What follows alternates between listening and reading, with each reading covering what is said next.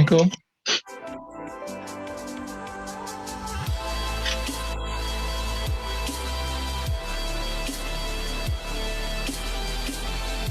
Bilang, oi.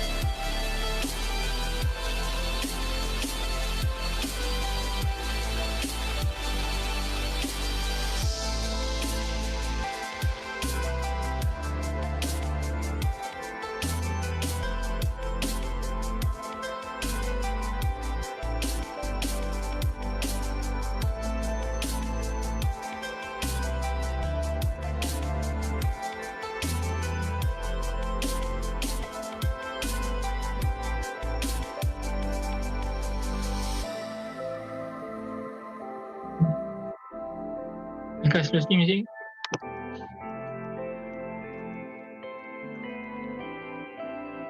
Assalamualaikum, my name.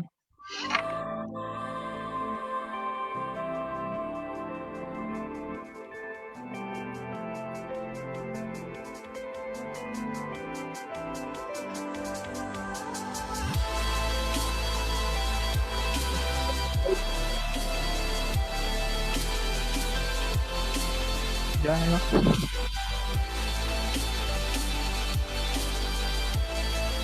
Music. Music.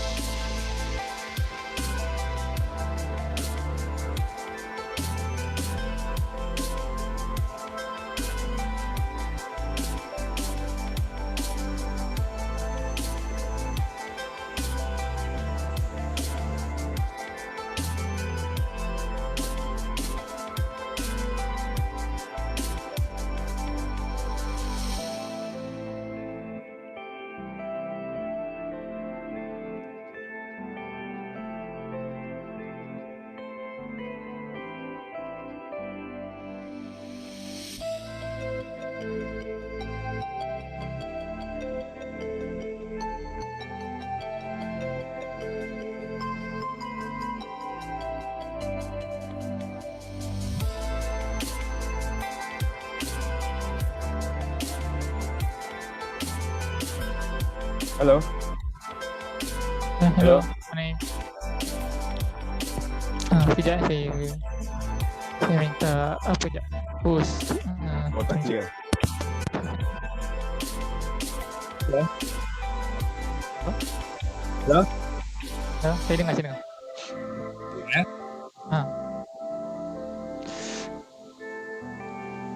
Siap, my name. Okay. Ada background music ya? Tak, ini organizer biasa buat macam ni. Okay. Start. Okay, Yep. Saya nak. Okay. Alright.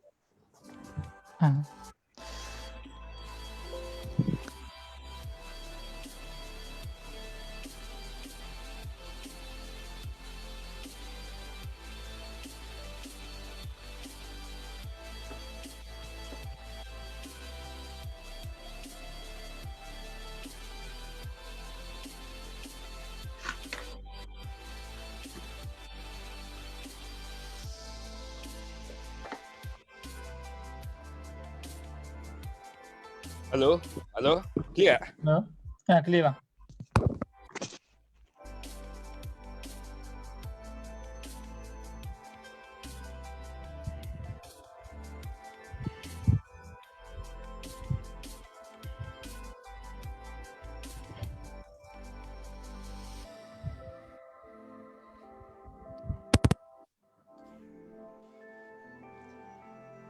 Oh, mikrofon tak clear sangat lah. Oh, adik clear tak suara name? Clear. Ya, Suara memang clear. Tak pakai speaker lah, tak pakai mikrofon lah. Boleh juga. Kadang-kadang saya pun buat yang tu.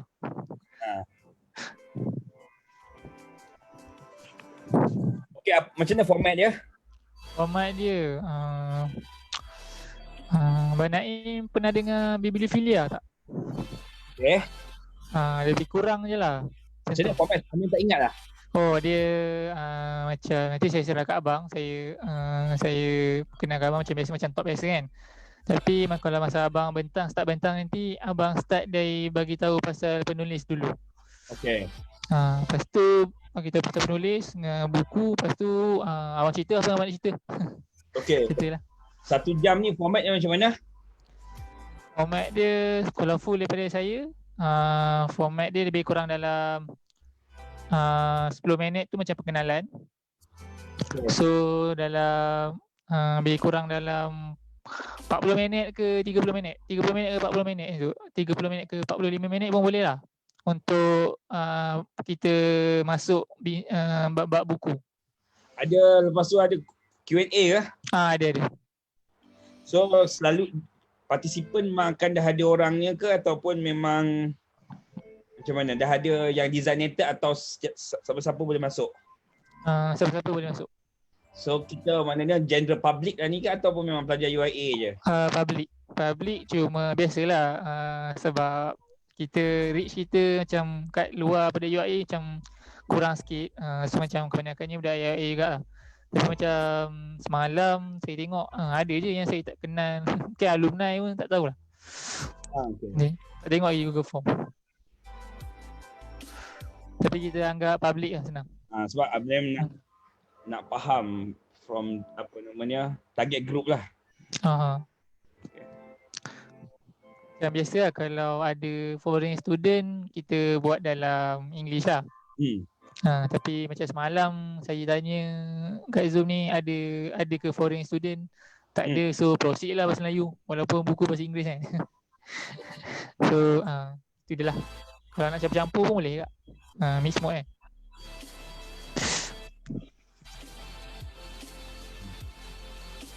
Okay. Kamu lagi okey ke aku pasang lampu kuning lagi okey? Tutup je kot. Betul ya? Ni okey. Sebab cahaya kat bilik tak berapa terang. Kat kamera ni saya nampak okey. Okey ya?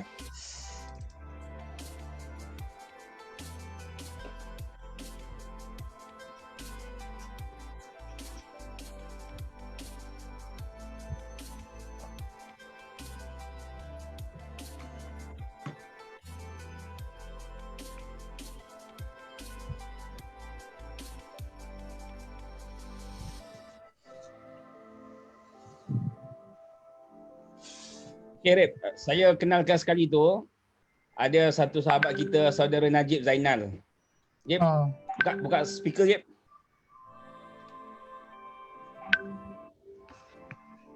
Najib. Assalamualaikum semua. Salam.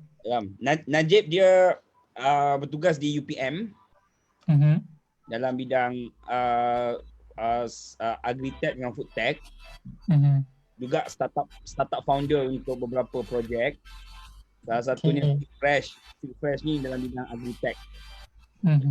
Dalam masa yang sama, saudara Najib dia juga adalah antara pendokong lah kepada idea-idea yang kita nak bentangkan dalam buku LinkedIn dengan We Are All Good ni.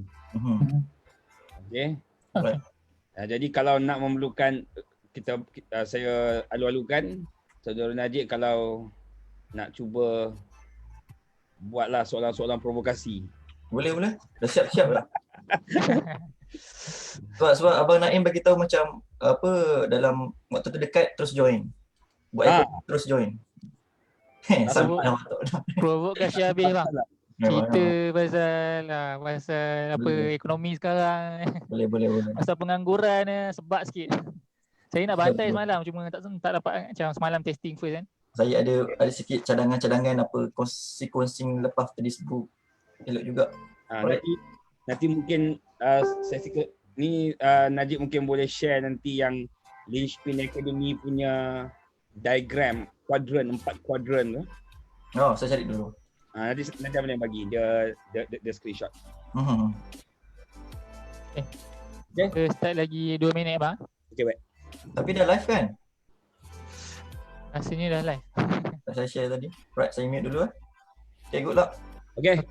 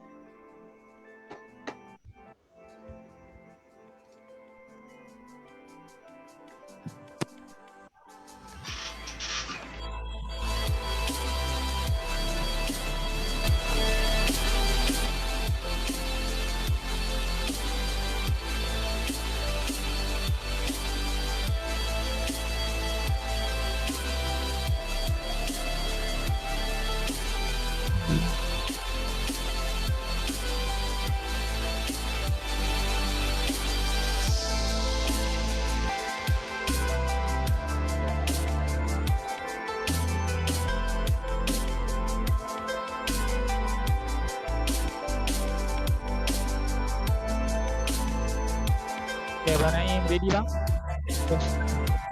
Kita akan mula dalam 5, 4, 3, 2, 1. Baik, bismillahirrahmanirrahim. Assalamualaikum warahmatullahi wabarakatuh.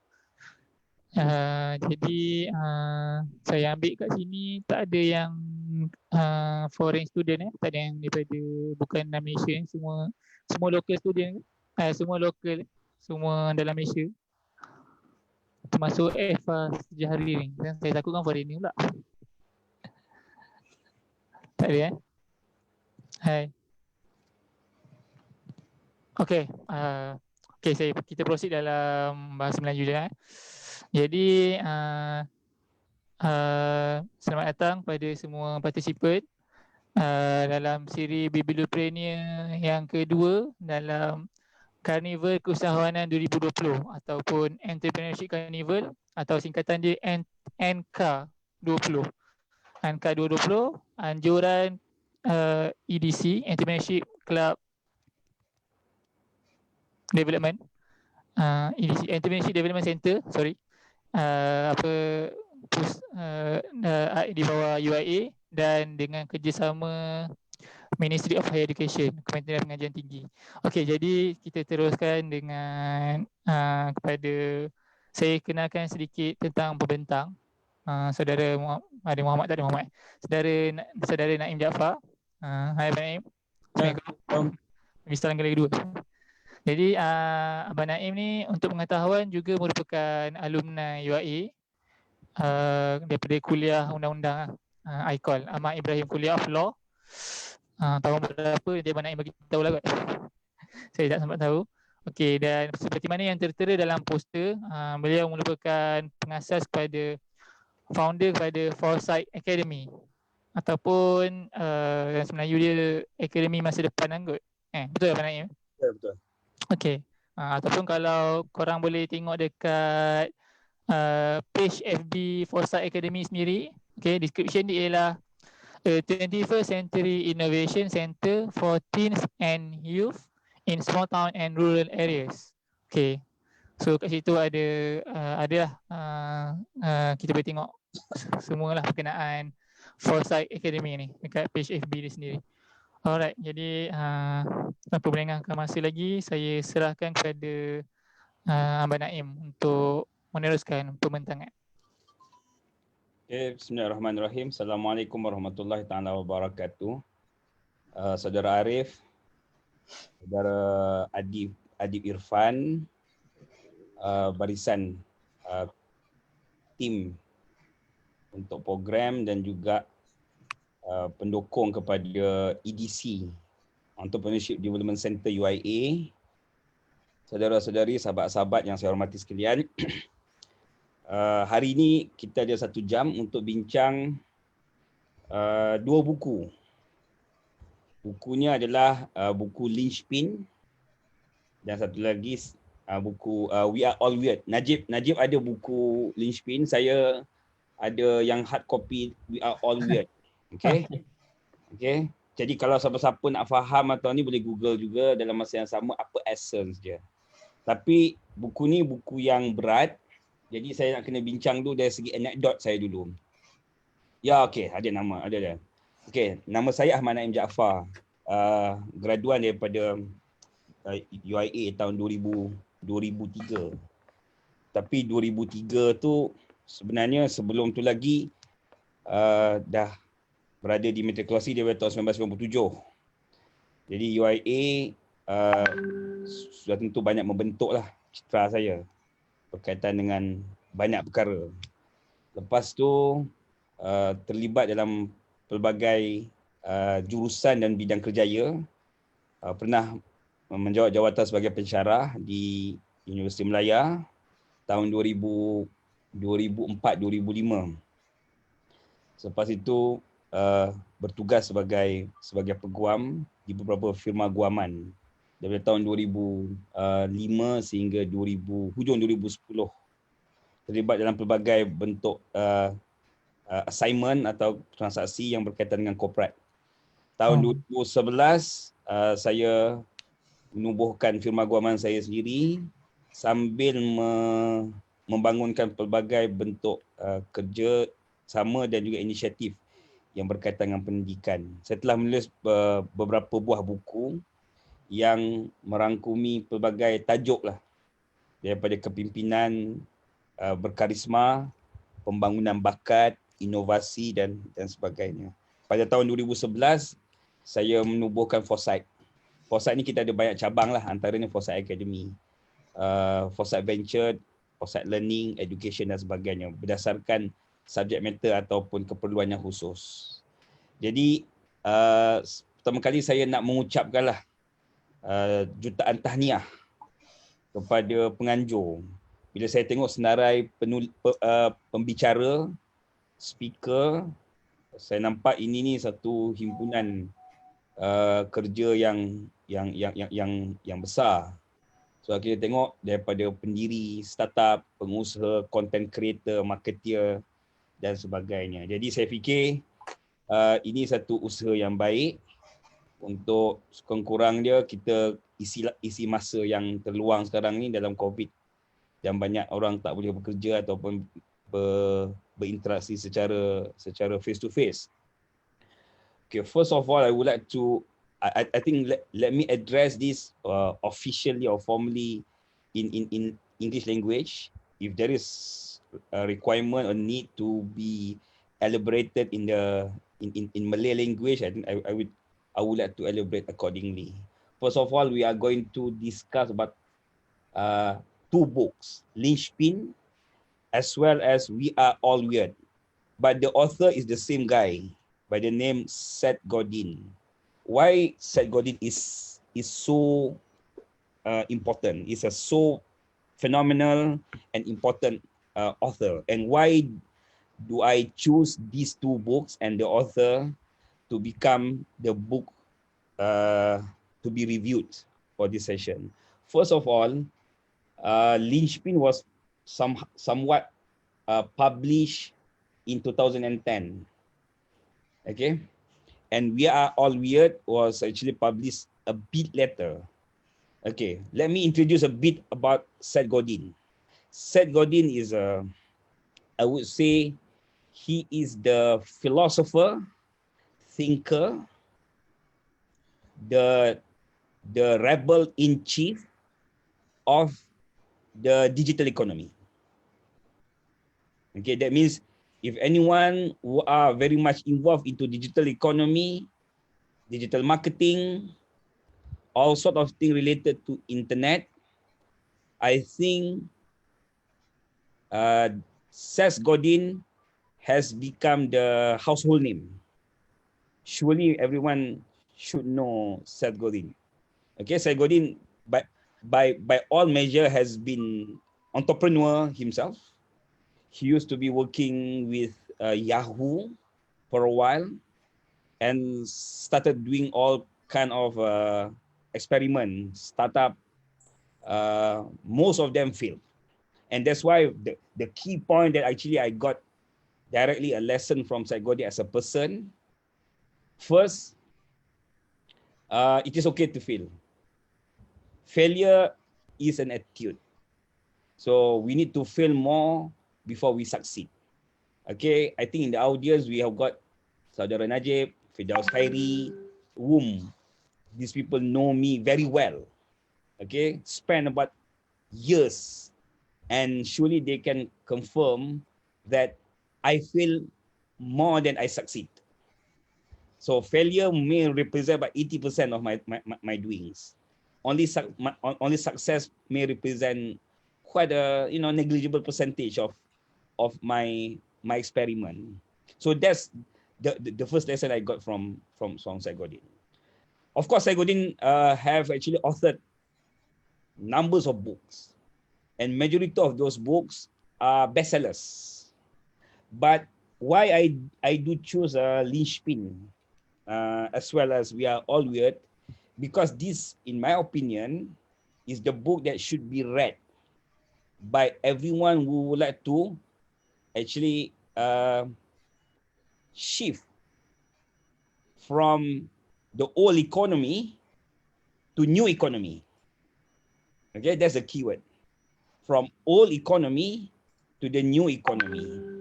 in the preface, Seth Godin even admitted that he may not be able to write this book even 10 years before. Okay, of course, this book was authored back in 2010. Okay, therefore, according to him, he cannot even write the same book 10 years before. That means in 2000, in the year 2000. Because why? Because, you see, contextually, world has become so different from the year 2000 until the year 2010. If you can remember, we call it the internet bubble. Anyone remember during those days, all these Netscape navigators, all this kind of internet bubble that actually crashed the whole world straight back in 2010. Okay, the world was very different then.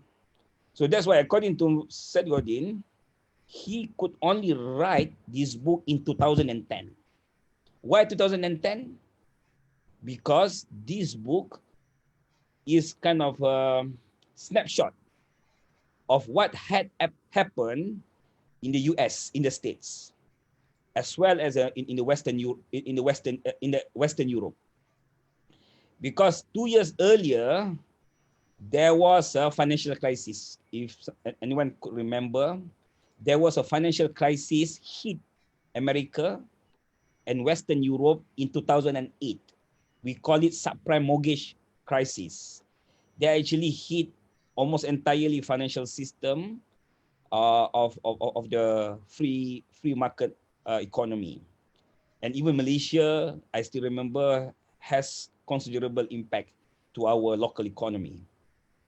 And back in 2008, 2009, there was a shift. That was actually the first, I would say, the first disruption of the global economy much earlier than COVID. So what happened now in during COVID crisis was actually the precursor from the financial crisis that had happened in 2008 and 2009. Therefore, Seth Godin produced Linchpin to recapture what is happening in the world, especially in the States, as far as the transition from the old economy to the new economy. In this book, Seth Godin refer the old economy as industrial economic model, and the new economy, which he coined the term as a digital economy, or some may coin it as a creative economy, and others. So the main thesis in Linchpin is that he is asking, are you indispensable? There's a subtitle of the book. Are you indispensable? In other words, can someone replace you? What makes you so important? Are they going to miss you if you are out of the industry, or you end up choosing to quit? So this is the question that really centers on entrepreneur. And the reason why I chose this book is that because this is the book that really allow people to really dig very deep into everyone's main questions about whether we as a human, as a graduates, as a government officer, as a researcher, as a scientist, are we indispensable? Indispensable ni maksud dia, kalau kita tinggal atau kalau kita tidak ada dalam industri atau kita tak melakukan apa yang kita buat sekarang ni, adakah orang akan merindui kita?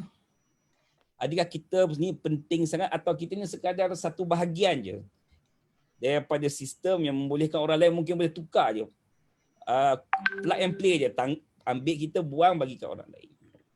Itu satu sebab. Jadi saya berpendapat buku ini penting kepada usahawan.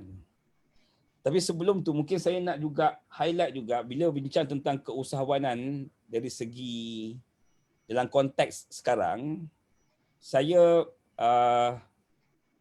mempunyai pandangan yang sedikit berbeza lah bila membincangkan tentang adakah kita ni semua usahawan.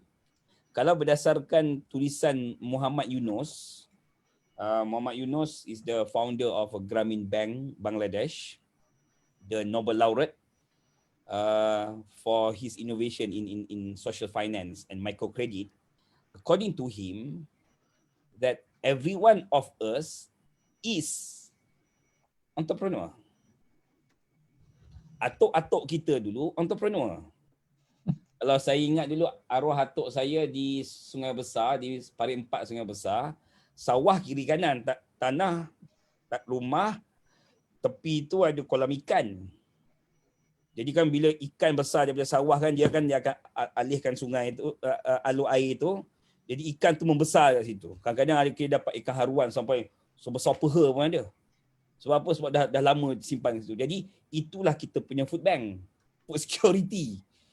Sebelah belakang ada sayur-sayur, ada pucuk ubi lah, apa benda semua. Okay. And then orang zaman dulu tak ada masalah. Jadi maknanya dia bersawah, dia ada dapat duit daripada sawah, dia simpan. Mungkin dia simpan dalam bentuk emas. Simpanan makanan cukup. Kan masa tu mana ada lagi internet, mana ada Netflix lagi masa tu, iPad apa semua. Jadi it is a very much about rethinking what Muhammad Yunus said. Our forefather, our great-grandfather were entrepreneur. Okay, there is no such thing as a unemployed. Because during those days, there is no job market. So that's why I would like to relate apa yang Linchpin sebut, apa yang Seth Godin sebut. Dia kata sebenarnya job market ni is a new creations of capitalism. Mana industrial economy itu yang melahirkan kilang-kilang, yang melahirkan mass production, memerlukan pekerja. Okay, jadi sistem pendidikan dibentuk untuk melahirkan pekerja-pekerja itu. Dan saya berpendapat bahawasanya itulah persoalan yang paling besar sekali yang cuba disampaikan oleh Seth Godin dalam buku Linchpin. Okey, saya pergi balik sikit. Linchpin ni apa? Linchpin ni dia ada dua definisi. Kalau dari segi literal meaning dia, Linchpin ni paperclip. Kan? Okey. Paperclip yang menyambungkan dua kertas. Kan? Kalau ada dua kertas macam ni, Linchpin. Okay, the pin. The pin that actually connect two paper or two things. Okay. Tetapi there is another meaning, is a linchpin is someone that is so important. Okay.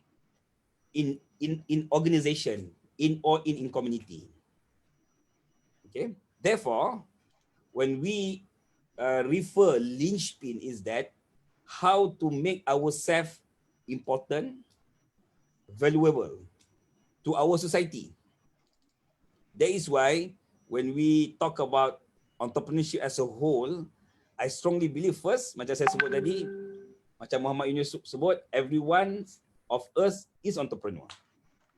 Cuma masalah dia bila entrepreneur ni, perbincangan kita adalah it is going to be very heavy. Bila kita sebut dia entrepreneur, kita letak muka Bill Gates. Kita letak dia entrepreneur, kita letak muka usahawan-usahawan yang besar-besar. Okay.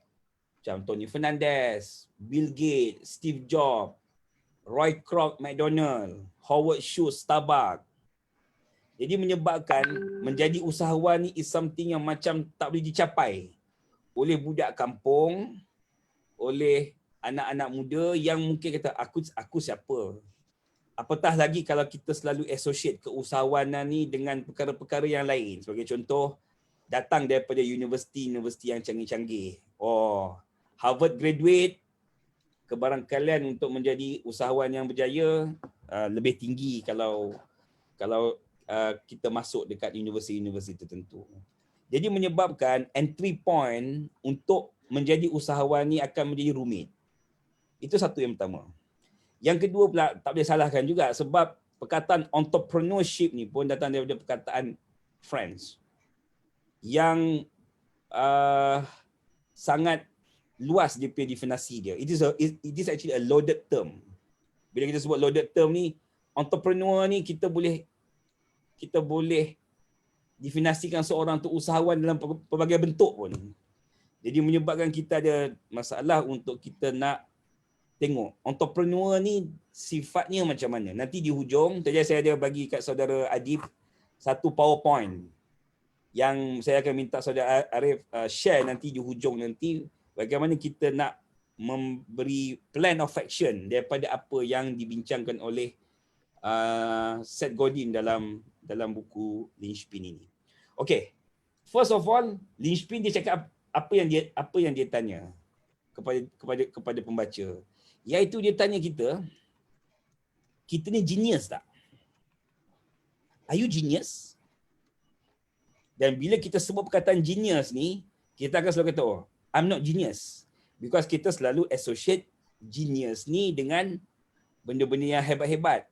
Lainlah kalau kita Stephen Hawking, ataupun kita Maradona, ataupun kita sesiapa yang dianggap sebagai genius, baru kita rasa, wow, kita genius.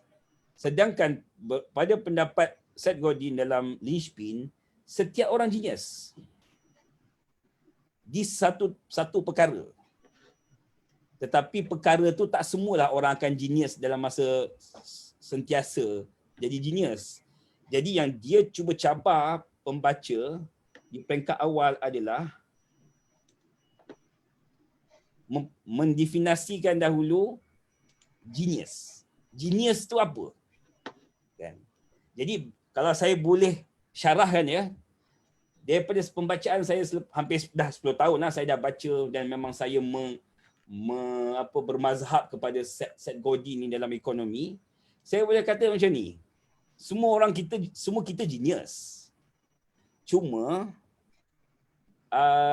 genius yang kita define tu banyak terikat kepada satu measurement tertentu. Contohnya kalau kita nak genius dalam bidang sains, dia kena ada measurement dia kan. Kalau dia nak power dalam bidang kejuruteraan, dia kena ada measurement dia. Jadi yang menjadi cabaran kepada kita adalah because definisi genius itu bukannya datang daripada diri kita sendiri. Dia kena benchmark, kita tanda aras daripada industri-industri tertentu. Jadi kalau saya boleh katakan, kenapa saya sangat taksub dengan buku Linchpin ini adalah disebabkan dia membawa mesej yang besar dalam kerangka pembebasan, liberation. Kalau siapa-siapa yang suka baca buku-buku yang lebih berat macam Paulo Freire, okay, the Pedagogy of the Oppressed, dia menceritakan tentang macam mana sistem pendidikan di Brazil masa tu, dan juga boleh katakan di mana-mana negara yang selepas dijajah. Sebenarnya pedagoginya adalah untuk menekan orang. Jadi saya berpendapat tak payah baca buku Paulo Freire. Kalau Paulo Freire berat sangat kan, baca buku Linchpin. Sebab Linchpin dia bagi liberation, kebebasan kepada saya pada tahun 2009-2010, yang mana masa itu saya terperangkap. Dalam satu suasana saya rasa, perlukah saya membebaskan diri saya untuk membuat satu perkara yang saya suka sendiri, yang saya percaya, ataupun perlu saya juga atau saya terus menyerah kepada sistem untuk kekal dengan apa orang lain minta kita buat. Sebab itu dia kata genius bukannya orang yang define. Genius ni kita yang define. Dan macam mana dia define? Dia define adalah berdasarkan keberanian, courage. Sebab itu Peter Thiel, pengasas kepada PayPal, pernah sebut. Dia kata, courage is short supply dan genius. Jadi kalau usahawan nak mula, jangan tunggu jadi genius. Mulakan dulu dengan keberanian, courage. Because courage is more important than genius. Atau in other form, diorang kata, courage now is defined as genius. Maksud dia, kita bina keberanian buat sesuatu benda dengan apa yang ada semua sekarang, dengan internet dah ada, smartphone dah ada, content creation, tools untuk nak create content semua dah ada, dan dia akan sebenarnya boleh melahirkan apa namanya keberanian tu secara perlahan-lahan. Sebab tu saya fikir banyak contoh-contoh dah daripada komuniti ataupun generasi baru ni. Macam saya yang minat tu yang cerita Mael Toter dia, Syahmi yang buat filem dengan kawan-kawan dia yang dalam slang ataupun logat bahasa Kelantan. Itu satu keberanian. Yang itulah yang kita katakan genius dalam bentuknya sendiri. Jadi apa yang saya nak tinggalkan kat sini daripada buku ini adalah cari kita punya keberanian kita. Apa yang kita nak perjuangkan. Apa childhood dream kita. Apa yang kita rasa kita nak buat satu yang berbeza kepada orang lain. Jadi sebab tu saya berfikir keusahawanan ni dia bermula daripada diri kita. Tak semestinya keusahawanan ni perlu dengan buat BMC.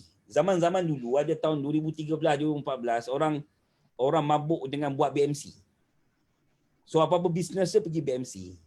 Kita faham BMC tu satu tools yang menarik.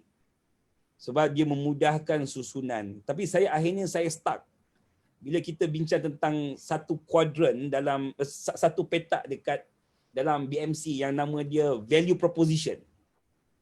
Value proposition apa maksud? Penawaran nilai. Jadi maknanya kalau seorang usahawan dia buat good BMC pun sebenarnya last dia punya penawaran nilai tu adalah pada diri dia. Sebab kalau dia boleh jual nilai yang ada pada diri dia tu untuk orang yakin, orang akan beli daripada dia. Kalau orang percaya dengan idea dia, investor akan masuk. Kalau orang lain percaya, tim percaya dengan wawasan dan juga business plan dia, tim dia akan masuk, akan join sebagai tim. Jadi maknanya dalam konteks value proposition, kita kembali bertanya, adakah individu tu dia sendiri sebagai entrepreneur mempunyai quality. Sebab tu saya berpendapat kalau nak bincang tentang pembangunan keusahawanan atau pendidikan keusahawanan, dia kena bermula dengan pendidikan karakter individu tu sendiri. Sebab ada satu pepatah dalam startup dia kata, jangka hayat satu startup bergantung kepada jangka hayat visi dan misi pengasasnya. Bila mati dia, wawasan dan juga misi pengasas tu, matilah startupnya. Jadi maknanya bisnes ni, setup ni tak kira startup ke dalam company Senyap Berhad ke, listed company ke, NGO ke, limited liability partnership ke, apa-apa bentuk format perniagaan pun, dia sebenarnya bergantung kepada individu tu. Jadi maknanya asasnya adalah kepada pembangunan karakter atau kualiti individu yang bakal membentuk rupa wajah dan juga hala tuju perusahaan yang dibangunkan. Tajuk-tajuk lain yang penting dalam linchpin yang saya highlight juga adalah, ini perkara penting. Ini yang dipanggil sebagai istilah dalam buku ni dia panggil sebagai lizard brain. Lizard brain bermaksud, kalau terjemahan dia adalah cicak dalam otak kita lah. Okay, lizard brain. Kalau istilah lain digunakan, dia kata sebagai, kalau dalam sains dia panggil sebagai satu titik dekat kita punya otak namanya amygdala. Amygdala. Okay. Seth Godin ada satu chapter khusus dalam linchpin yang bincang tentang benda ni. Iaitu dia kata apa? Dia kata, kebanyakan yang kita berlaku dalam hidup kita adalah pergelutan untuk kita meyakinkan diri kita sendiri bahawa kita boleh buat satu benda. Sebab amygdala ni, cicak dalam otak ni, memang dah ada dalam diri kita daripada zaman dulu lagi, daripada tok nenek kita. Amygdala ni, kalau pelajar-pelajar saya mungkin boleh sahkan. Amygdala ni adalah satu point yang sebenarnya dia trigger bila mana kita berhadapan dengan kemerbahayaan, danger. Contoh kena air panas, kita akan ada immediate response. Ataupun contoh kena kejar dengan anjing. Kalau siapa pernah kena kejar anjing masa kecil dulu kan, kita lari mai punyalah laju.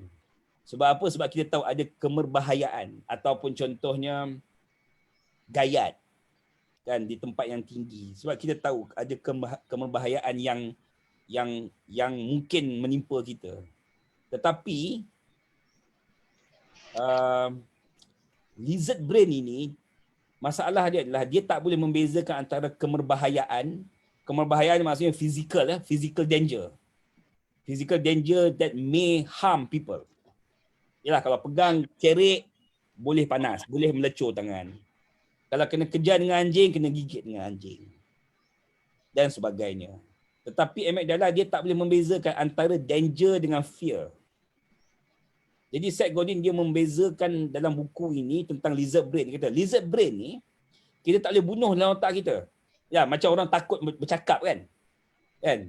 Kalau bercakap dekat stage dia mesti takut.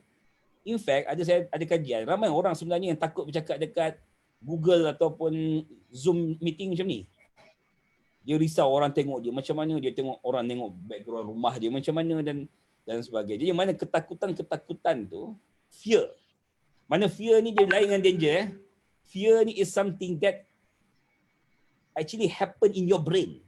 It doesn't actually harm you. Okay, it doesn't actually make bad of you. Cuma it is actually you have a fear within yourself. Okay. Contoh, keberanian untuk mengeluarkan idea, bercakap di halayak, present idea dan sebagainya. Jadi lizard brain ini dia tak boleh membezakan antara danger dengan fear. Yang akhirnya apa yang berlaku, kita akan menjadi dikongkong atau ditakutkan dengan cicak dalam otak kita. Cicak ni dia akan sentiasa bercakap tiap-tiap hari kepada kita. Ini ayat dia. Dia kata, you are not as good as you think you are. Kau ni tak bagus mana pun Naim. Kau ni tak bagus mana pun Narib nak cerita pasal benda-benda ni. And the best part is, ayat ni kita dah dengar daripada kita kecil. Betul? Daripada kawan-kawan kita, daripada mungkin adik-beradik kita. Okay? Bahkan mungkin daripada keluarga kita. Mana kau tak payahlah berimpian besar-besar. Kau tak payahlah bercita-cita yang besar-besar. Mana the whole system sebenarnya dah membentuk ataupun membesarkan lagi, menggemukkan lagi cicak dalam otak kita untuk takut. Menyebabkan bila kita takut, kita cakap, tak apalah, aku ni tak bagus mana pun. Sebab tu, bila cicak tu kata, you are not as nearly good as you think you are, then that's why akhirnya kita tak berani untuk cipta idea baru, membina bisnes baru, mencipta nilai baru, okay, memanjangkan atau meyakinkan orang dengan idea lain. Sebab tu saya ingat lagi Tony Fernandez pernah sebut. Dia kata, kalau saya bankrupt pun dalam bisnes, adakah saya akan mati ditembak? It's just getting bankrupt. You file bankruptcy. In fact, AsiaX dah file bankruptcy di Jepun. Jadi mana being entrepreneur, kita kena understand first the difference between the danger, the real danger and the fear. And most of the occasion, the fear yang kita buat, yang kita confront dalam hidup kita adalah bersifat fiction. It is not real pun. Bahkan saya share apa yang salah seorang first lady yang paling bijak yang pernah duduk dekat White House. Nama dia Eleanor Roosevelt. Eleanor Roosevelt kata, no one can make yourself inferior without your own consent. Mana tak ada siapa yang boleh menyebabkan aku jadi rendah diri, rasa kecil diri, kalau tidak disebabkan aku sendiri yang membenarkan benda tu berlaku. Okay, so itu adalah asas dia. Conclusion, linchpin apa? Linchpin dia cakap macam ni. Setiap orang daripada kita adalah artis. Every one of us is artist. Artis ni apa? Kalau kita kata artis selalunya, alamak, artis ni mesti jadi penulis lagu, penyanyi, ataupun menjadi Picasso, melukis apa kita panggil, lukisan-lukisan, karya-karya hebat. Dia kata itulah salah satu kesilapan ataupun cara sistem ekonomi industri membentuk kita. Bahawasanya dia bunuh sifat karyawan dalam jiwa kita, dalam semangat kita. Kita kata aku tak kreatif enough. Aku tak estetik enough. Aku tak jiwang enough untuk membuat sesuatu. Sebab apa? Aku engineer. Jadi kita dah segmentise. Sebab tu kalau kawan-kawan yang datang dari UIA kan Ismail Faruqi, dia bila bincang tentang asas kepada penubuhan UIA itu, antaranya adalah sifat, dia kata ilmu itu tidak boleh dikompartmentalizekan, dia tak boleh diasing-asingkan. Saya tak tahu adakah semangat itu masih kekal lagi di UIA, bahawasanya setiap pelajar di UIA itu dia boleh masuk ke kuliah-kuliah lain. Dia perlu merentas, dia perlu merentas disiplin ilmu. Pelajar undang-undang, dia perlu belajar sosiologi.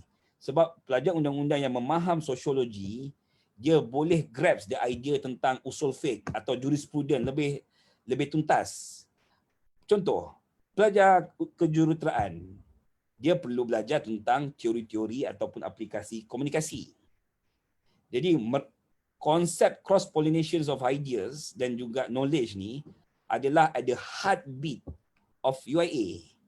Sama juga dalam konteks ni, kalau kita nak banner balik semangat kita menjadi seorang karyawan, apa yang dicadangkan oleh Syed Godin adalah, dia kata seni ni, karya ni, dia bukannya buat lukisan macam Picasso je, bukannya buat lagu macam Faizal Tahir je. Adalah kata ini istilah yang sedap. Dia kata karya seni ni adalah sesuatu kerja manusia. Is a human work that really touch human heart and really make a difference in human life. Jadi nampak tak? Ada dua kali human disebutkan. Mana kerja seni ni, kerja karyawan ni adalah kerja yang menyentuh hati manusia dan juga membawa perubahan kepada kehidupan orang lain. Jadi kalau itu definition dia untuk mencipta satu karya, mana setiap orang boleh jadi karyawan according to linchpin. Tetapi karya saya, of course, sebab saya baca buku ni, saya tubuhkan foresight. Of course, karya saya itu tidak dalam bentuk satu lagi lukisan Mona Lisa ataupun satu lagi alunan lagu Beethoven, tidak. Tetapi karya saya dalam bentuk mengumpulkan sumber-sumber, memperkasa anak-anak muda yang drop out daripada universiti dan sekolah, membina roadmap untuk mereka berjaya dengan cara mereka sendiri. Jadi itulah karya saya. Jadi kalau setiap tuan-tuan yang berada di sini hari ini dan juga yang mungkin menonton di Facebook akan boleh melihat bahawa zaman ini zaman yang saya boleh bina saya punya cita rasa saya sendiri, karya saya sendiri. Sebab tu Syed Godin kata, kalau saya nak suruh buat benda ni tahun 2000 tak boleh. Sebab masa tu tak ada Twitter. Masa tu tak ada social media, tak ada Instagram, tak ada Patreon. Semua aplikasi-aplikasi social teknologi masa tu tak ada lagi. Jadi to be fair, masanya pun is quite timely. 2010, 2015 dan sebagainya. Okey, yang tu saya skip dulu ya. Okey, linchpin saya nanti saya akan conclude balik secara keseluruhan. Nombor 2 adalah buku We Are All Weird. We Are All Weird ni adalah buku yang seterusnya yang Syed Godin tulis. Bila dia sebut We Are All Weird ni, dia berbincang tentang yang dia panggil sebagai the end of normal. So kalau orang kata normal sudah mati. There is no normal. Okay, normal boleh I would say boleh dikebumikan, boleh ditalkinkan. Bahkan ada lagi penulis lain, bahkan Profesor Ziauddin Sardar. Okay, ada juga menulis berkenaan dengan post normal. Okay, Ziauddin Sardar tulis even earlier than COVID. Maknanya there is no such thing as normal anymore.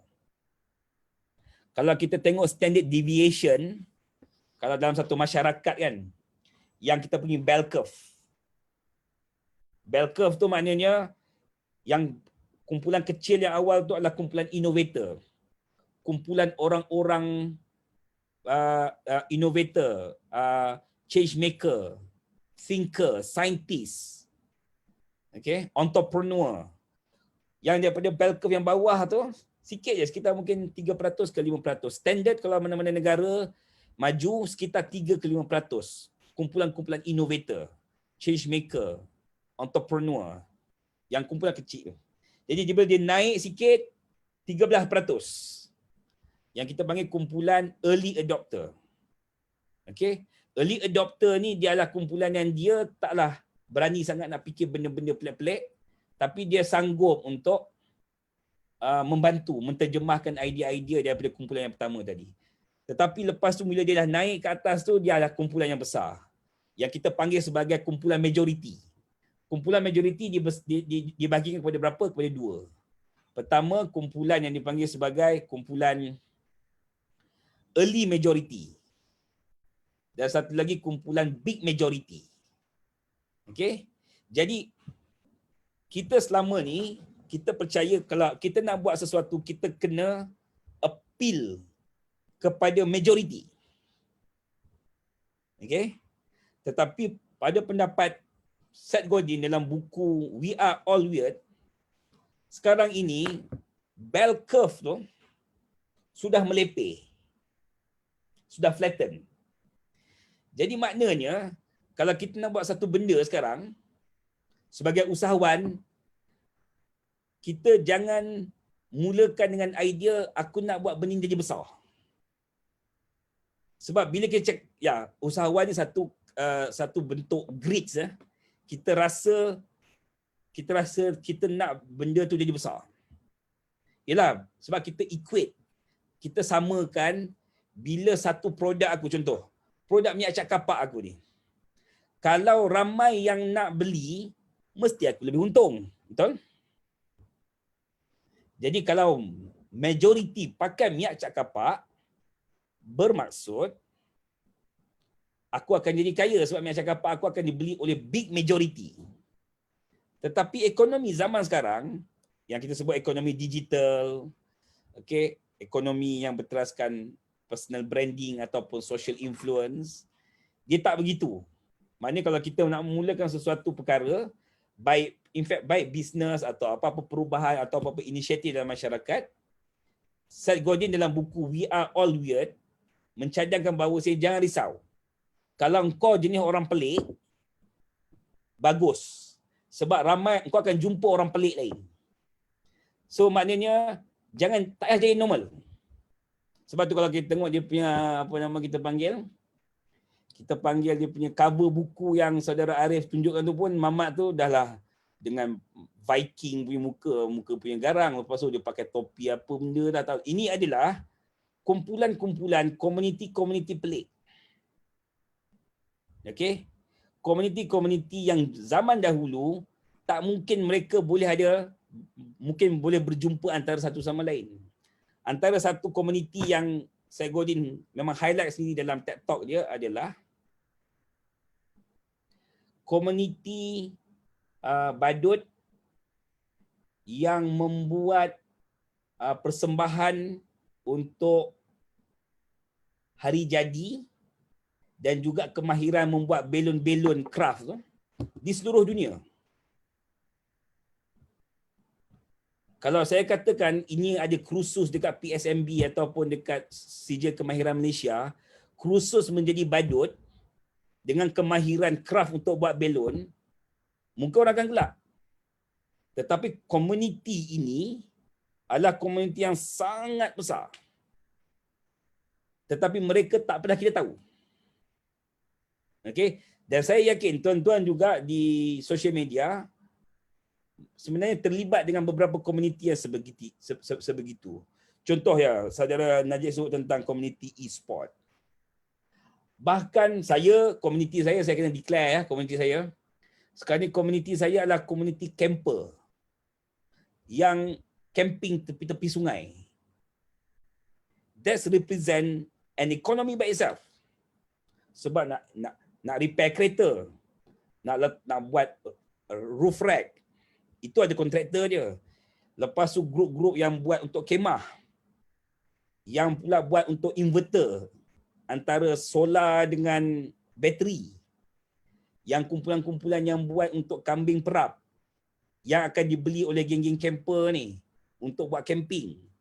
Jadi maknanya bila kita jadi weird, sebenarnya kita akan jumpa kumpulan orang yang weird yang lain yang akan mencipta peluang-peluang ekonomi disebabkan jadi weird.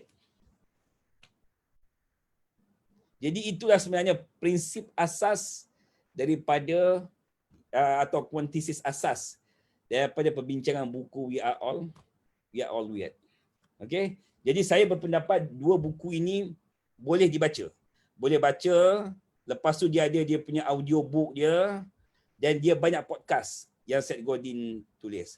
Kenapa saya push dua buku ini? Kerana saya berpendapat generasi muda dia dah tak perlu lagi membaca atau memahami idea-idea keusahawanan ini seperti zaman-zaman kami. Perlu membaca keusahawanan ini dalam bentuk bersifat akademik, bersifat linear.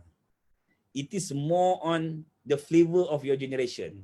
Ini adalah citra rasa, citra zaman kalian anak muda.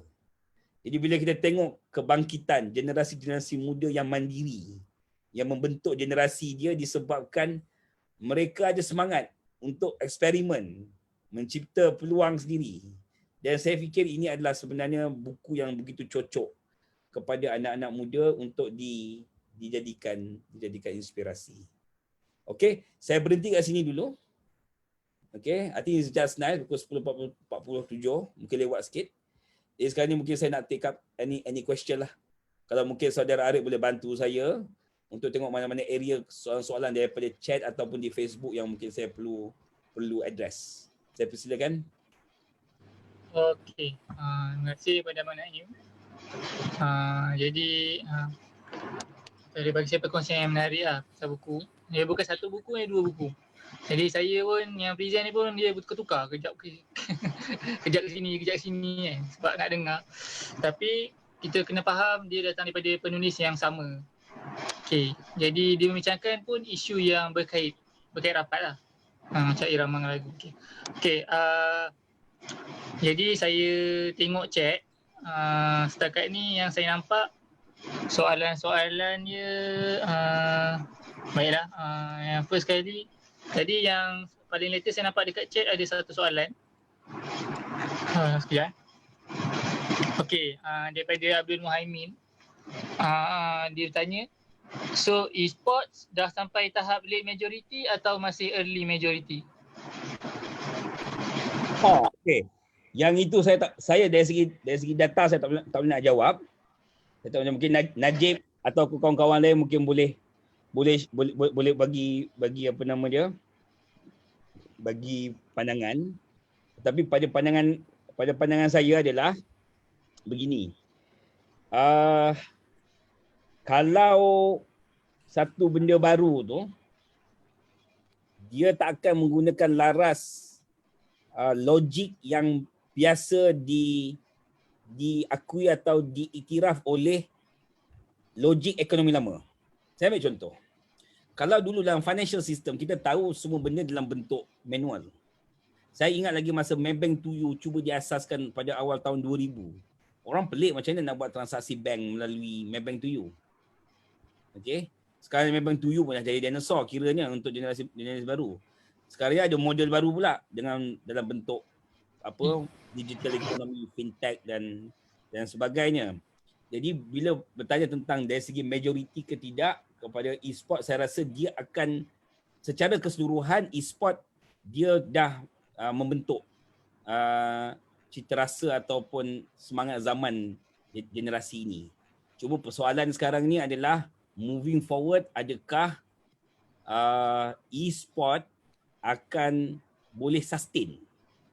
Okay, dia persoalannya adalah sustainability kepada satu-satu kerjaya ataupun satu-satu bentuk karya dalam satu industri.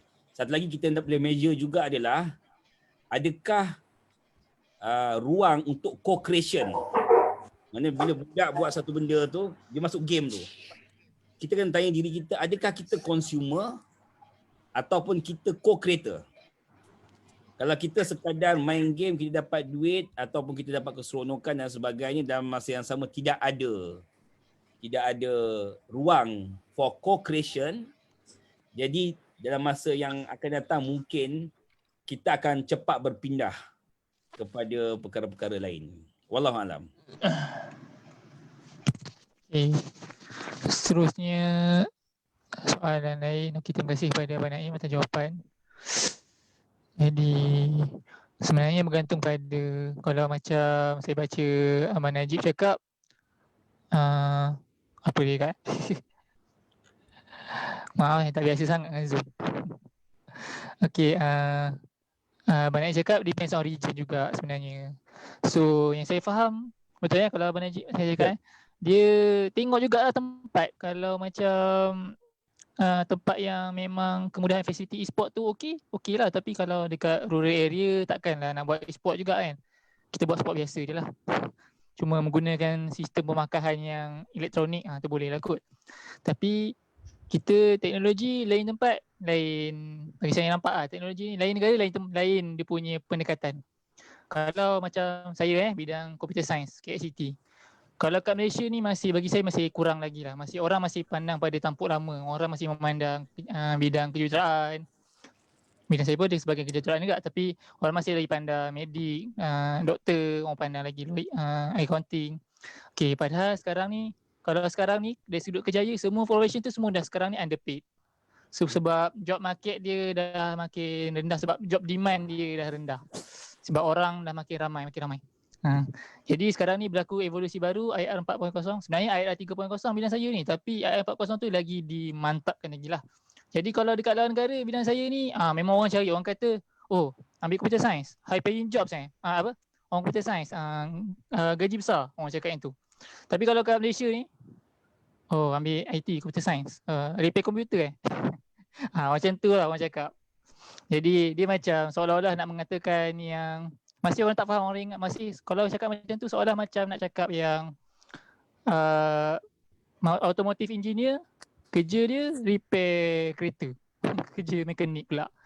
Dia macam tu, tapi orang tak faham apa tugas sebenar, apa skop bidang yang baru ni yang menaik ni. Mungkin saya nak highlight benda ni, since kita ada lagi mungkin berbaki kurang 10 minit. Boleh Harif Okay, boleh. Okay, first kita kena terima hakikat bahawasanya kita sebenarnya sebelum COVID pun dah di peringkat satu yang kita panggil sebagai education bubble. Education bubble ni mungkin tak tepat kalau dalam konteks Malaysia. Macam contoh, Amerika education bubble is clear. Maknanya the amount of debt, education debt di dalam satu negara tu melebihi GDP negara tu. Di Malaysia mungkin tidak sampai stroke tu. Tetapi kita dah berhadapan, like it or not, sama ada kita nak terima ke tidak, kita sudah berhadapan dengan satu suasana yang kita panggil sebagai academic inflation. Inflasi akademik. Inflasi akademik ni adalah bila mana kita mencapai satu pencapaian akademik tetapi dia tak commensurate, dia tidak sejajar dengan jumlah gaji atau jumlah emolument dengan kerjaya itu. Tetapi sebenarnya Seth Godin dah bincang awal lah dalam buku Linchpin. Jadi dah bagi solusi dah pun.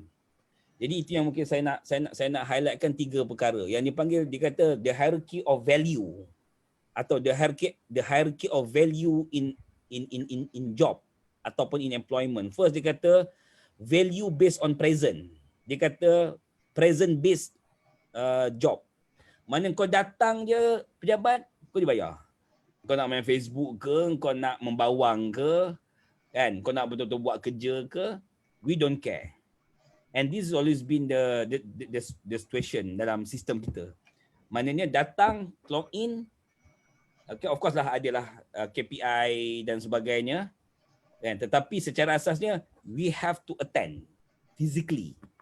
yang kita panggil sebagai present based job atau present based work. Second, dia panggil sebagai deliverable based work. Maknanya you deliver something, you get paid. Okay, this is sekarang ni yang semakin berleluasa, makin membesar dalam konteks gig economy yang kita panggil deliverable based projects ataupun jobs. Ini free agent ataupun freelance economy banyak menggunakan model ini, iaitu okay, nak buat apa? Okay, buat A to Z. Berapa bayaran dia? 1,800. Berapa dia punya masa dia? 2 minggu. Jadi we will be paid based on that deliverable punya specification. Okay, itu yang kedua. Yang ketiga, yang akan sebenarnya yang masih lagi kecil tetapi yang mempunyai nilai yang cukup besar adalah yang kita panggil sebagai value based work. Maknanya you deliver the value as a whole. Maknanya you figure out things.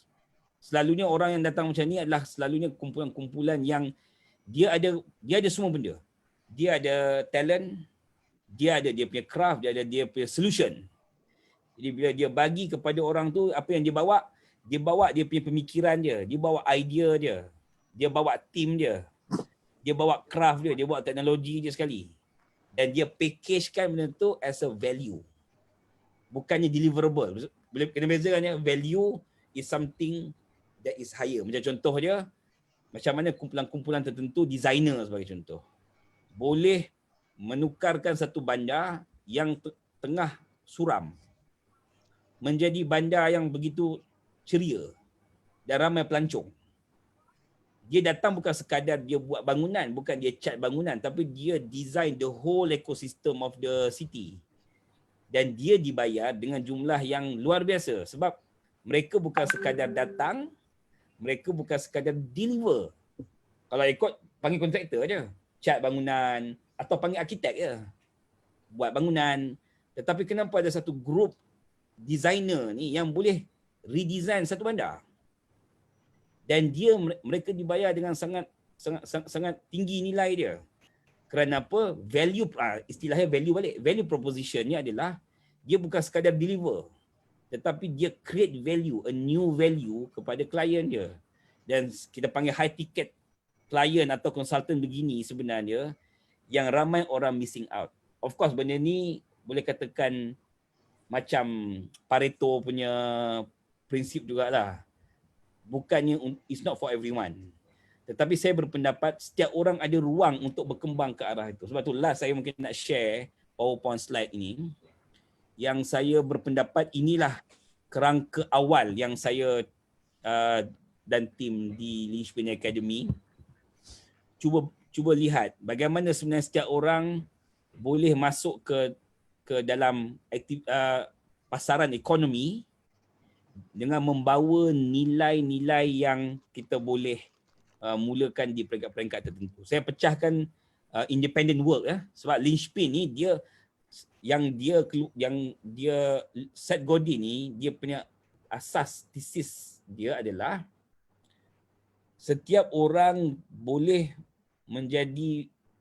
menyumbang atau memberi manfaat dalam bentuk yang pelbagai dengan cara yang sendiri mengikut kebebasan masing-masing. Jadi maknanya saya tak sebutlah universiti tidak relevan. Universiti still relevan. Cuma mungkin persoalan dia berapa peratuskah orang perlu masuk universiti dalam jangka waktu tertentu. Okey? Itu soalan pertama. Soalan kedua, adakah semua orang perlu mencari kerja? Sebab kalau ikut teorinya yang dibawa oleh Joseph Schumpeter. Joseph Schumpeter adalah seorang ekonomis berbangsa Jerman. Dia kata, mudah je kalau kita nak elakkan isu pengangguran, iaitu kita kena uninstall istilah pekerjaan. Bila kita dah cipta pekerjaan, because pekerjaan ni is a reciprocal. Kita kena ada orang yang mencari kerja dan kita kena ada orang yang memberi kerja. Jadi sistem pendidikan kita memang dah indoctrinate, brainwash kita untuk mencari kerja. Mencari kerja bukan sifat proaktif. Kita yang kena pula mendapat macam cinta lah kan. Kita minat dengan seorang awet. Tapi kita buatlah lagu lah, apa semua benda pun kan. Buat TikTok. Tapi dia tak ada juga kat kita. So tak jadilah cinta tu. Dia jadilah cinta. Apa istilah dia? Bertepuk sebelah tangan. Najib lah sebut tangan tu. Bila bertepuk sebelah tangan, maknanya it's not reciprocal. It's not mutual as much as job ataupun job market. Kena ada apa nama dia, company dulu. Lepas tu baru kena ada job seeker-nya. Jadi dalam konteks linchpin, dia kata tak perlu. Kita kena mula train dah orang bukan mencari kerja tetapi mencipta nilai. Sebab tu ada satu universiti di Sweden, nama dia Chalmers Technology Institute.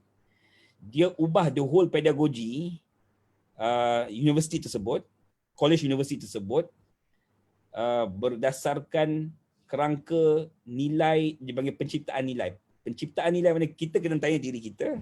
Kan Nabi Muhammad SAW ada bersabda, sebaik-baik umatku adalah orang yang paling banyak bagi nilai, yang paling banyak bagi manfaat. Bila kita cakap bagi manfaat bermaksud, kita kena tanya diri kita setiap hari. Apakah manfaat yang aku nak bagi kepada semua sepanjang 24 jam ni? Kepada anak, kepada ibu, kepada isteri atau suami, kepada masyarakat. Jadi akhirnya kita bermula seawal umur bercerita tentang memberi nilai, mencipta nilai kepada orang lain. Tetapi dalam keadaan sekarang kita banyak membentuk orang untuk menerima nilai. Ni kita tak ada BRIM, kita pun dah kecoh. Ini pasal isu-isu yang semua benda yang berlaku dalam masyarakat kita, baik mana-mana kerajaan pun akan kita cakap, mana kerajaan? Kenapa kerajaan tak tolong kami? Itu adalah naratif-naratif yang dibentuk oleh kita merasa orang yang kena bagi nilai kat kita. Bukan kita yang kena cipta nilai tu untuk bagi kat orang lain. Sedangkan mungkin orang yang sama. Kalau muka Jawa je macam Najib, muka Jawa yang sama. Tetapi mindanya, mindsetnya, semangatnya berbeza. That's why untuk yang Linchpin Academy saya pecah kepada 3. Kalau orang nak bebas, bermula menjadi usahawan, macam saya sebut dah, usahawan ni perkataannya sangat heavy. Jadi saya pecah kepada 4 untuk kita mencipta nilai dalam konteks ekonomi pekerjaan bebas sekarang ni. Pertama, gig. Gig ni bagus. Saya nampak gig adalah menyelesaikan masalah-masalah temporary. Dia tak boleh selesaikan masalah tu secara total. Sebab tu saya tidak share the same vision untuk menyatakan ekonomi gig itu akan menjadi satu ekonomi yang besar. Kerana apa, kalau kita kaji lebih awal sebelum istilah gig ataupun ride sharing ataupun collaborative platform seperti Uber, Fiverr, Grab dan sebagainya muncul, sebenarnya dah dibincangkan lebih awal berkaitan tentang independent work, atau kita panggil juga dalam konteks free agent. Satu buku yang ditulis oleh Daniel Pink tahun 2007, namanya The Free Agent Nation. Daniel Pink dah membincangkan tentang independent worker ni seawal tahun 2007. Jadi maknanya untuk gig ada kita akui memang ada keperluan untuk anak-anak muda bermula dengan gig. Jadi Grab driver, jadi Food Panda punya food delivery dan sebagainya. Tetapi dia perlu bersifat temporary. Saya tak bersetuju kalau kerajaan nak menggunakan gig economy ni sebagai satu jalan cepat dan jalan mudah untuk menyatakan bahawasanya pekerjaan tu wujud secara mapan, secara sustainable untuk anak-anak muda. Itu satu. Tetapi ada setengah orang juga yang mungkin lebih selesa menjadi side hustle. Side hustle ataupun hybrid. Hybrid maknanya mungkin dia kerja. Dia ada kerja, tapi tak apa, kerja tu bayarannya murah pun tak apa. tetapi otaknya tak pernah berhenti untuk buat side hustle. Okay, buat kerja-kerja moonlighting, kerja-kerja tepi, projek-projek kecil-kecil. Sebab itu di Linchpin Academy kita cadang supaya side hustle ni kita iktiraf. Sebab banyak sebenarnya startup-startup ataupun usahawan-usahawan yang menjadi hebat, yang dia berjaya, dia sebenarnya side hustle je. Dia bukannya poyo nak buat usahawan, nak merubah dunia, nak jadi jutawan, tak pun. Dia lepak-lepak je. Dia jual dengan kawan office dia. Kan? Lepas tu makin naik sikit. Tapi mana asas dia adalah kita boleh buat benda tu, kita happy. Okay? Itu side hustle. Kedua. Ketiga, free agent.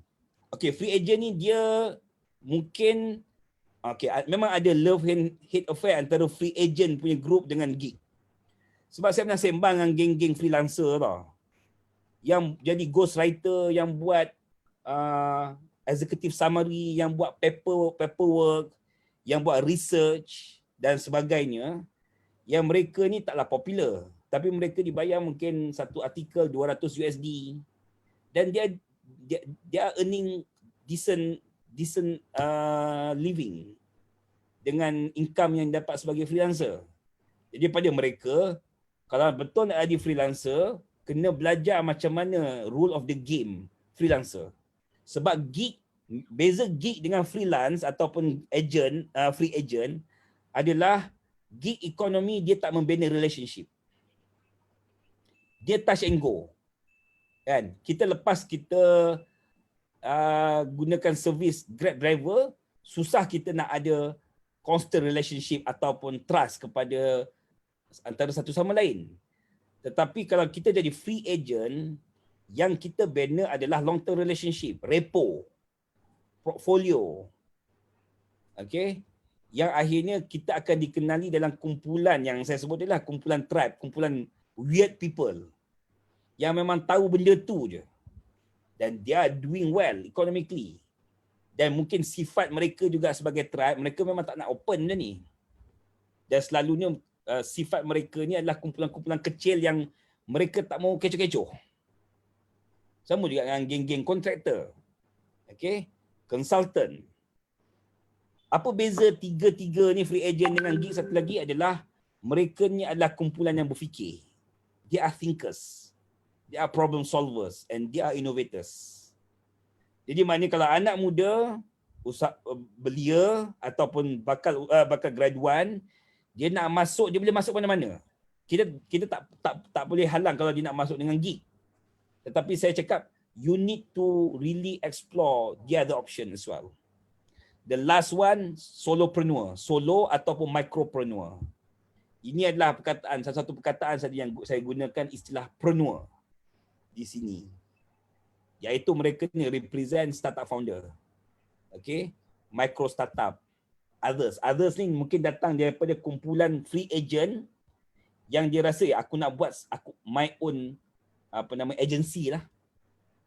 My own consultancy lah, tapi aku nak gunakan entrepreneur punya card. Ada setengah orang pula yang saya tengok, dia memang tak nak dikenali sebagai usahawan. Dia nak memang under the radar. Dan dia nak kekal jadi consultant je. Dia nak jadi freelancer je. For many personal reasons. Jadi dia akan stay dekat free agent.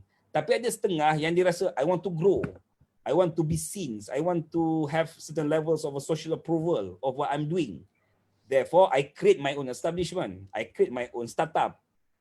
I create my own consultancy firms. Dan open up to scale up. Kan? Cari new partner, create certain levels of partnership. Okay, dan sebagainya. Sama juga datang daripada grup side hustle. Side hustle pun ada kadang-kadang, aku rasa macam makin ramai dia orang nak servis aku ni. Tak apalah, aku cakap, aku carilah, aku buatlah business model. Kan? Mungkin kita boleh buat affiliate program. Kalau mungkin product base, mungkin mereka dah ada dropship ataupun sistem-sistem agent yang tertentu. Jadi maknanya, Linchpin memberikan keyakinan kepada setiap orang di mana kita nak masuk pun dalam nak mencipta nilai sebagai usahawan ni, tak kisah. Jadi jangan sesekali kita nak create certain parameter. Okay? minta maaf saya sebut, tapi saya kena sebut sebagai kritikan sosial supaya you all register mana ni. Kita tak jangan sesekali measure certain success tu kepada satu simbol kejayaan. It is dangerous.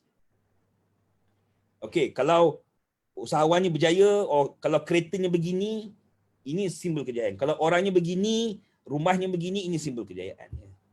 Kita akan letih. Jadi manusia letih.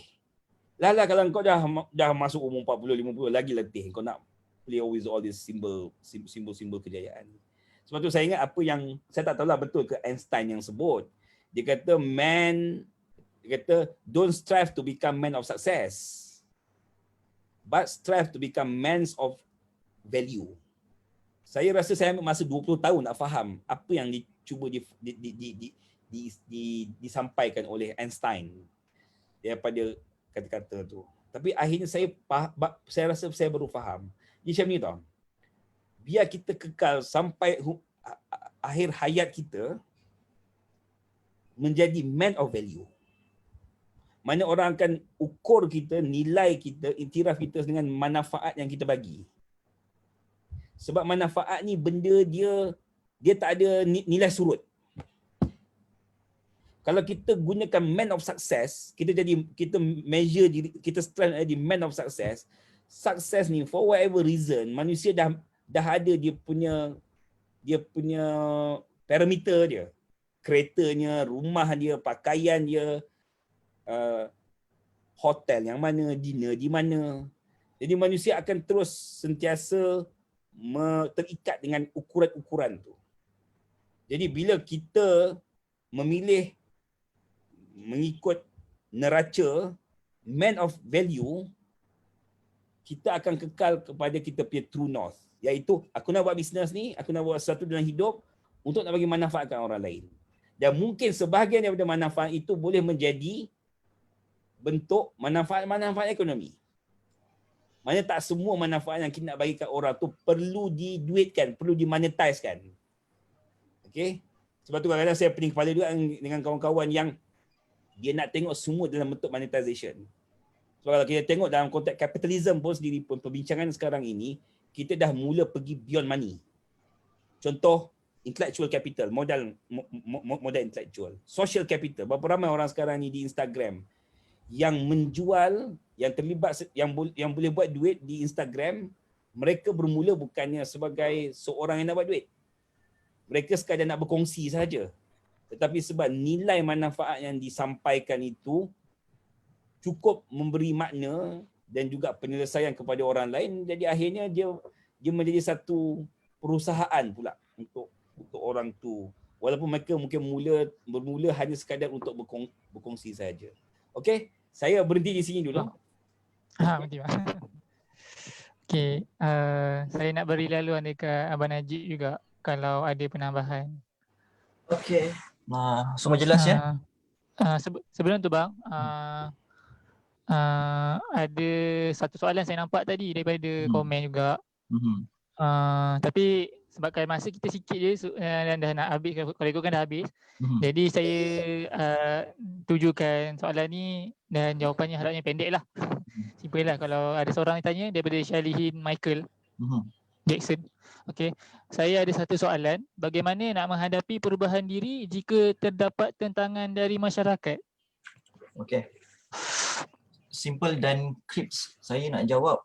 Saya dalam proses itu juga, iaitu saya dah membina macam mana nak membina bulletproof mind. Maksudnya bulletproof mind ni adalah satu teknik kita adaptasi terhadap perubahan masyarakat, tentangan masyarakat.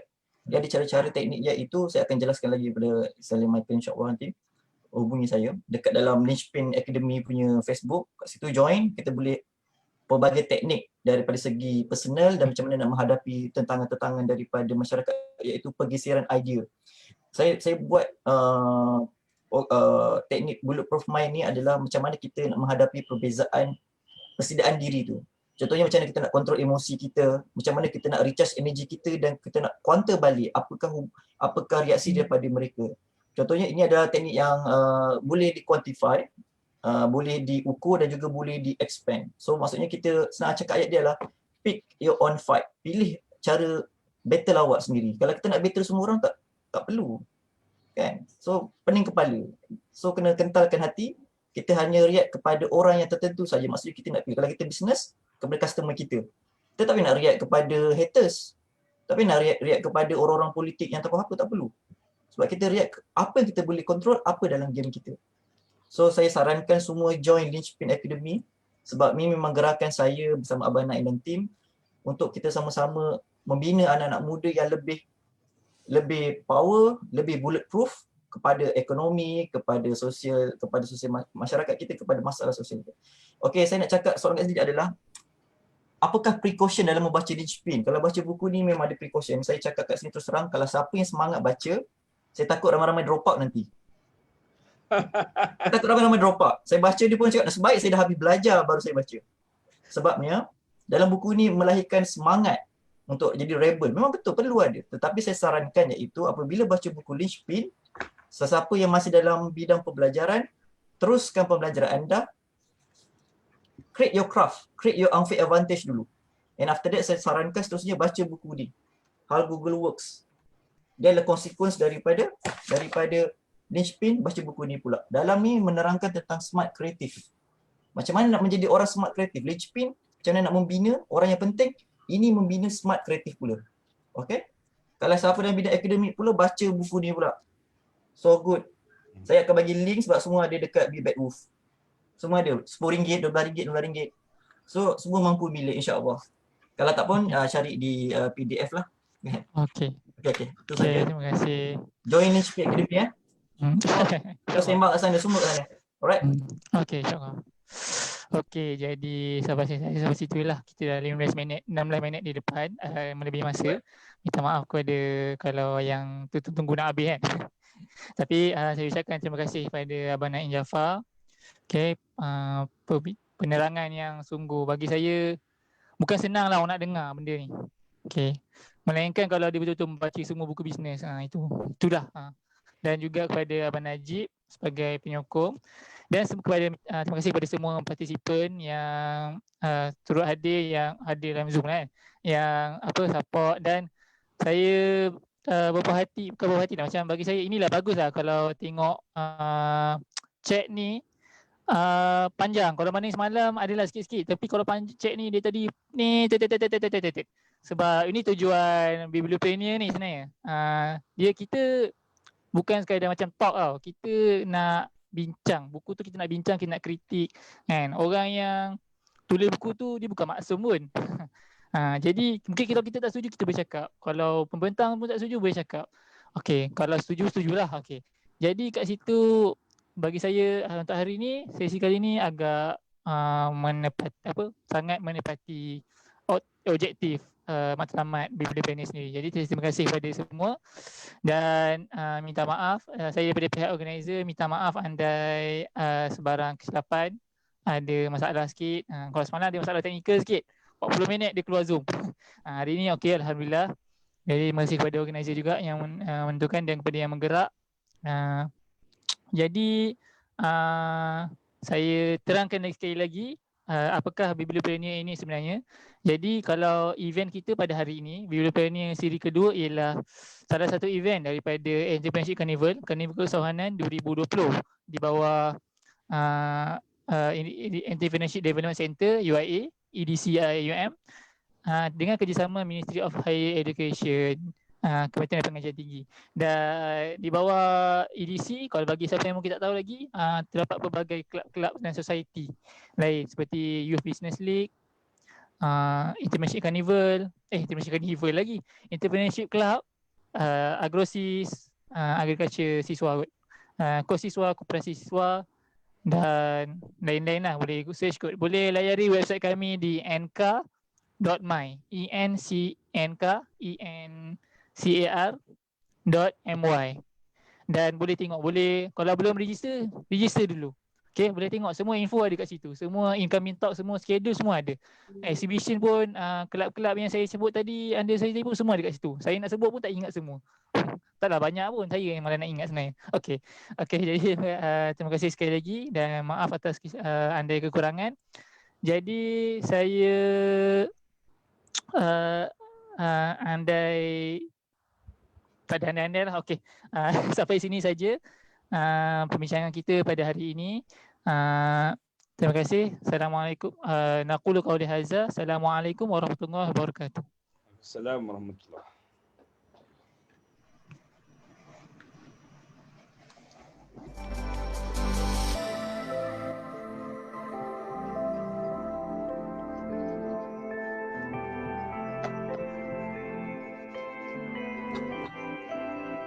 Terima kasih banyak Bang Naim.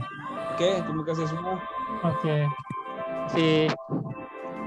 Itu je mana. Terima kasih Abang Naim. Assalamualaikum.